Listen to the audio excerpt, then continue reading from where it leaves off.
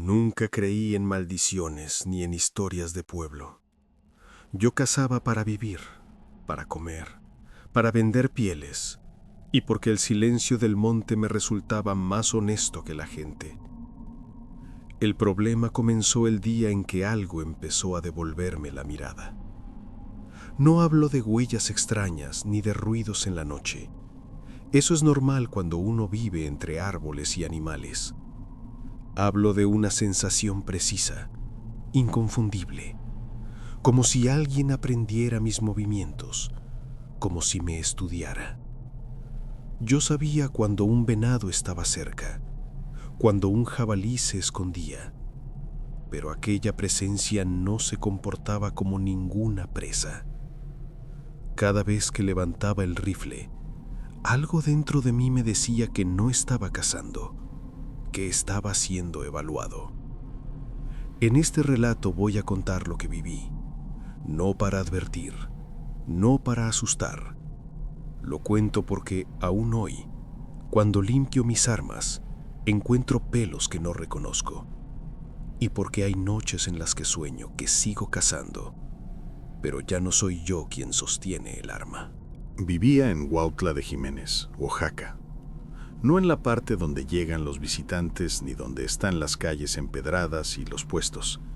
Mi casa quedaba más arriba, donde el pueblo empieza a diluirse entre cafetales, parcelas pequeñas y cercos de alambre viejo. Ahí la vida es repetitiva. Eso da seguridad. Me levantaba antes de que amaneciera del todo. Preparaba café en una olla ennegrecida por los años. Revisaba el rifle con la costumbre de quien no piensa lo que hace porque lo ha hecho siempre. No había rituales, no rezos, no amuletos, solo revisión, munición contada y paciencia. En Huautla nadie pregunta mucho. Cada quien sabe lo suyo.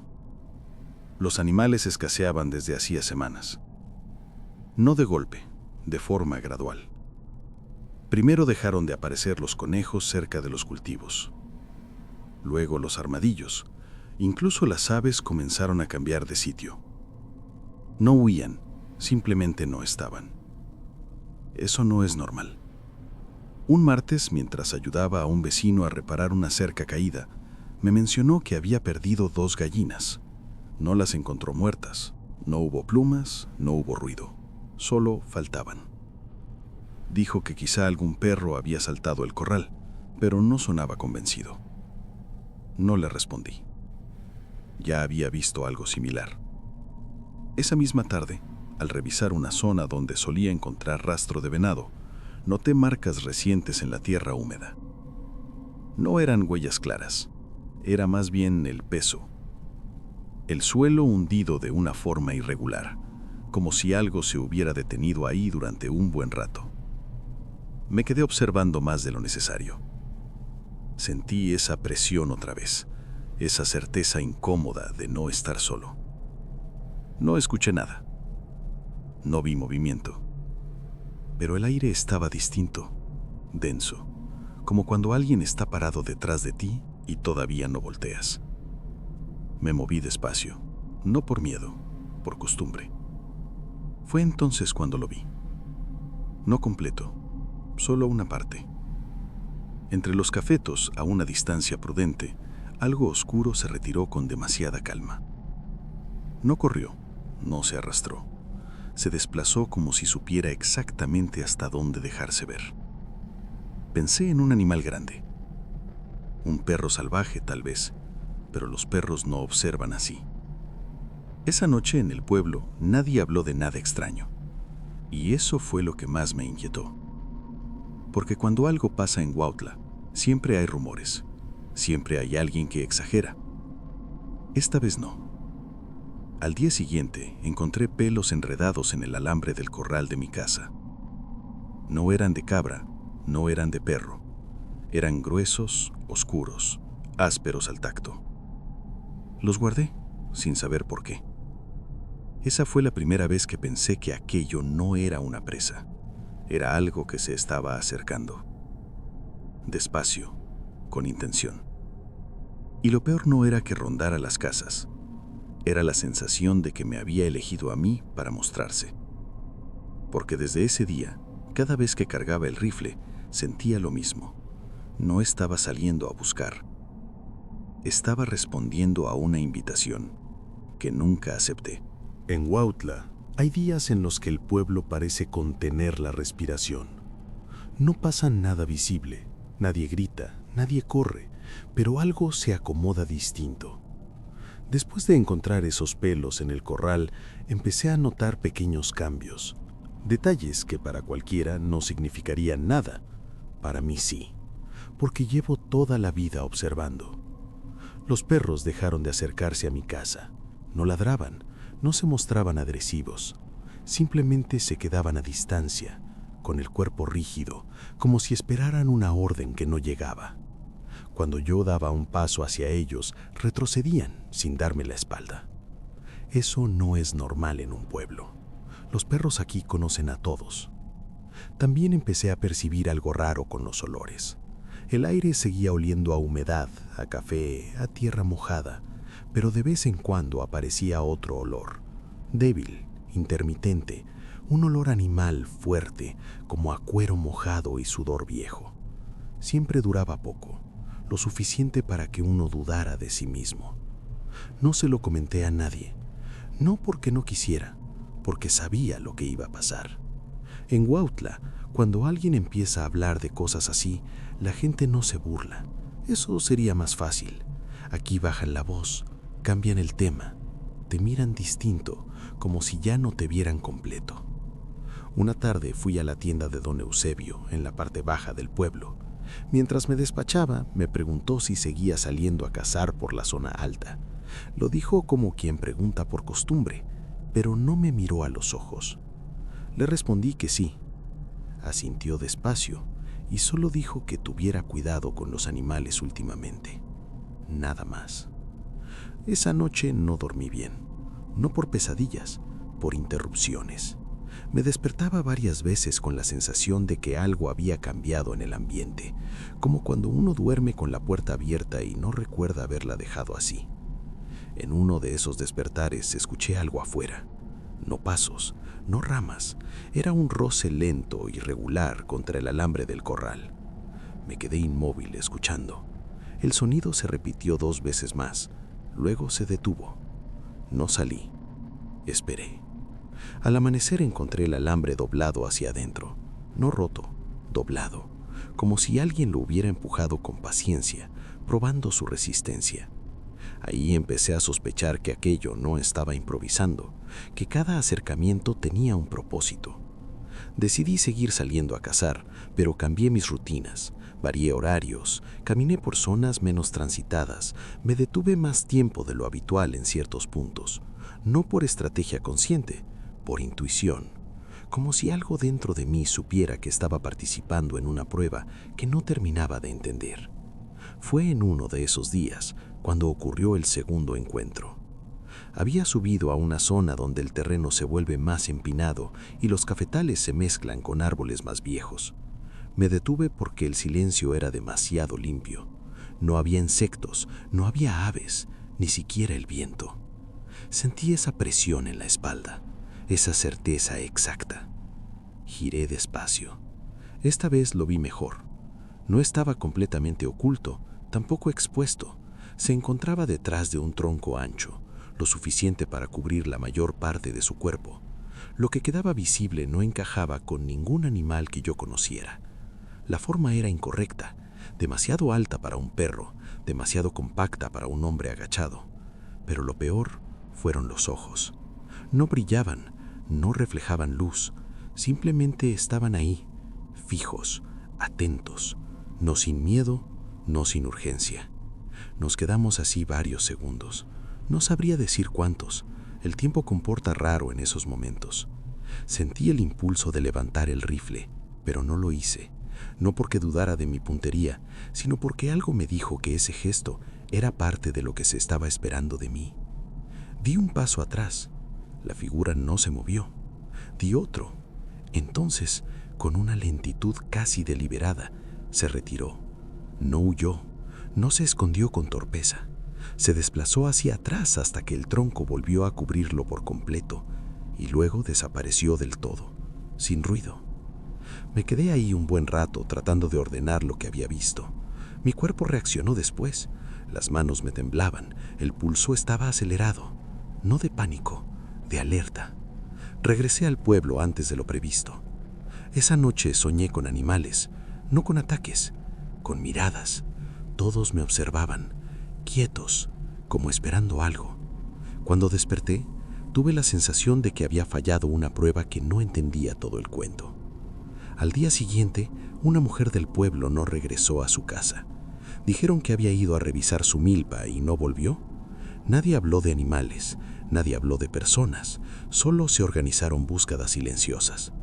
Yo no participé, porque supe, sin saber cómo explicarlo, que aquello ya no se limitaba a observarme desde lejos. Algo se estaba moviendo y yo estaba demasiado cerca. Después de la desaparición de la mujer, el pueblo siguió funcionando. Eso fue lo primero que me llamó la atención. Las puertas se abrieron a la misma hora. El molino trabajó como siempre. La gente fue a misa el domingo. Nadie hablaba del tema más de lo necesario. Se mencionaba solo lo justo, como si alargar la conversación pudiera traer algo más consigo. En Huautla, el silencio también es una forma de acuerdo. Yo empecé a notar cambios en las personas. No en todas, en algunas. Detalles mínimos, gestos que no encajaban del todo, miradas que duraban un segundo más de lo normal, gente que parecía escuchar algo que yo no oía. Un vecino al que conocía desde niño me saludó una mañana usando mi nombre completo. Nadie lo hacía. Aquí todos usan apodos. Me miró fijo mientras lo decía, como esperando una reacción específica. Le respondí con normalidad, pero seguí caminando con la sensación de haber pasado una prueba invisible. El olor volvió, ya no solo cerca de mi casa o en el monte. A veces lo percibía en el centro del pueblo, débil, mezclado con otros aromas, café recién hecho, maíz, leña, y debajo, apenas perceptible, ese fondo animal que no lograba ubicar. Una tarde me senté en la plaza, algo que casi nunca hacía. Observé a la gente. No buscaba nada en particular, solo miraba. Fue entonces cuando lo sentí. Alguien me observaba desde muy cerca. No levanté la cabeza de inmediato. Dejé que la sensación creciera.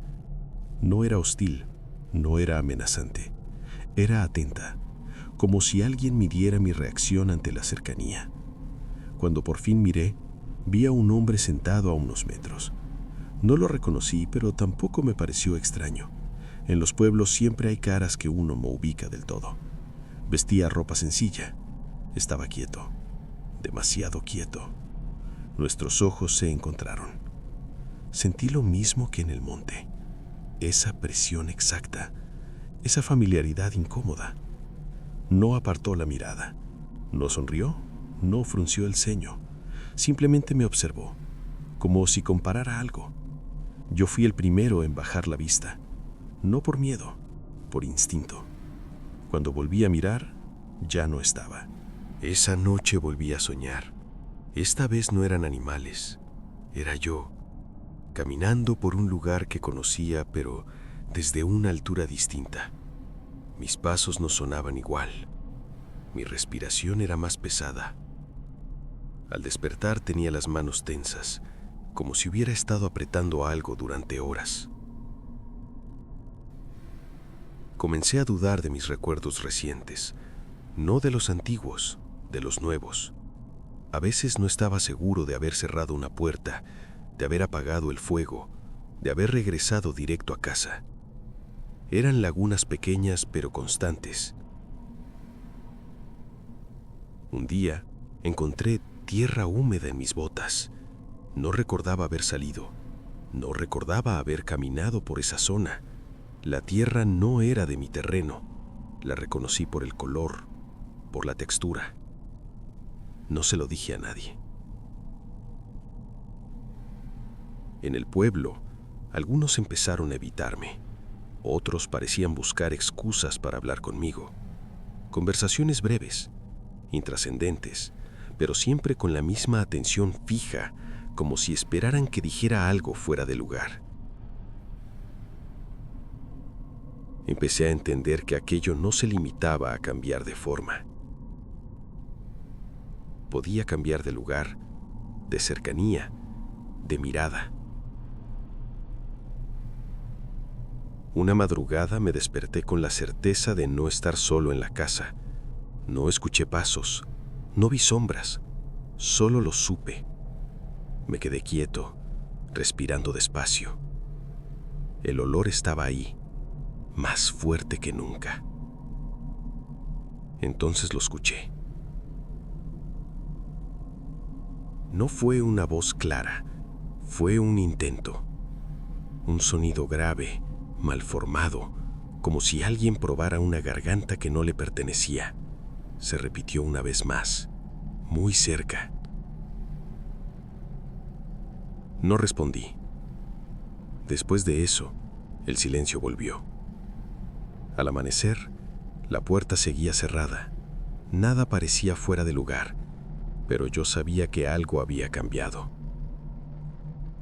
Ya no se trataba de que me observaran desde afuera. Algo estaba aprendiendo a acercarse desde adentro. Y lo peor no era la amenaza, era la sensación de que, en algún punto, yo había dejado de ser solo un testigo. Después de aquella madrugada, empecé a imponerme reglas, no escritas, no pensadas en voz alta. Cerraba la puerta siempre 2 veces, dejaba objetos pequeños en ciertos lugares antes de dormir, una silla ligeramente fuera de sitio, una taza volteada, cosas que yo no movería sin darme cuenta. Al despertar, revisaba todo con cuidado, buscando señales mínimas. Durante varios días no encontré nada. Eso me inquietó más que si hubiera hallado algo fuera de lugar. El pueblo seguía igual por fuera, por dentro no. Se sentía más contenido, como si la gente midiera cada movimiento. Empezaron a circular versiones distintas sobre la mujer desaparecida, que se había ido con familiares, que se había perdido en el monte. Ninguna versión duraba mucho. Se decían y se olvidaban rápido. Una mañana, mientras compraba maíz, escuché a 2 hombres hablar en voz baja. No me vieron. Mencionaron a alguien que ya no era el mismo. No dijeron el nombre. No hizo falta. Sentí cómo la conversación se apagaba en cuanto me acerqué. El hombre de la plaza volvió a aparecer unos días después. Esta vez fue en el molino. Estaba parado cerca de la entrada observando el mecanismo, como si fuera la primera vez que lo veía. Cuando me notó, inclinó apenas la cabeza. Un gesto mínimo, demasiado preciso. Me devolvió el saludo usando mi apodo, el mismo que solo usaban mis tíos cuando yo era niño. No pregunté cómo lo sabía. Hablamos poco, comentarios simples, el clima, el trabajo, nada que pudiera delatarlo, pero algo en su manera de hablar no encajaba. Las pausas eran ligeramente largas, las palabras correctas pero acomodadas con cuidado, como si las eligiera de una lista. Antes de irse me preguntó si todavía salía a cazar temprano. Le respondí que ya no tanto. Asintió, como si esa información le sirviera. Esa noche encontré la silla movida. No mucho, apenas unos centímetros, lo suficiente para que alguien que no me conociera pensara que siempre había estado así. Me senté frente a ella durante varios minutos observándola. No sentí miedo, sentí una especie de cansancio profundo. Empecé a recordar cosas que no había pensado en años. Mi padre enseñándome a rastrear, la forma en que me corregía la postura al caminar, la primera vez que me perdí siendo niño y regresé solo sin decir nada. Pensamientos que no venían acompañados de emoción, solo aparecían, como si alguien los estuviera revisando. Al día siguiente dejé de salir del pueblo. No fue una decisión heroica, fue práctica. Si aquello estaba aprendiendo mis rutinas, yo tenía que cambiarlas. Pasé más tiempo en casa, observando, escuchando, esperando algo que no sabía definir. Fue entonces cuando me di cuenta de otra cosa. El silencio ya no venía de afuera, venía de mí.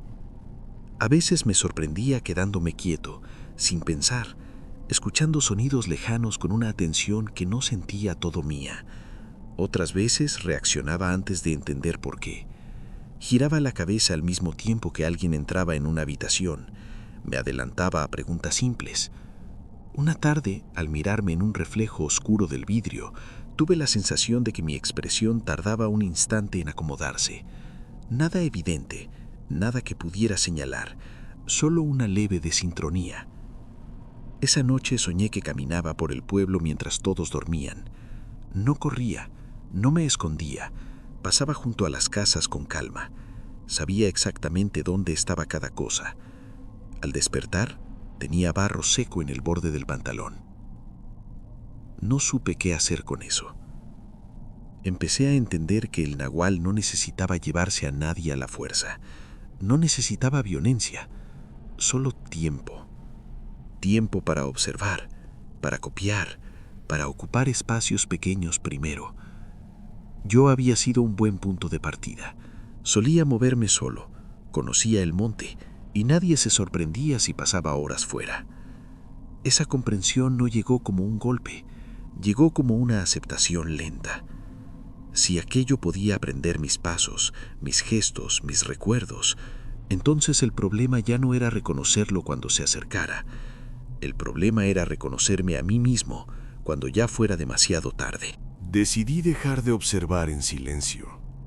No fue un impulso, fue una conclusión. Si aquello era un animal sin rostro, seguiría moviéndose en la oscuridad. Pero si era un hombre, entonces tenía límites, costumbres, errores. Empecé a prestar atención a ausencias, no a presencias. En Huautla, eso dice más.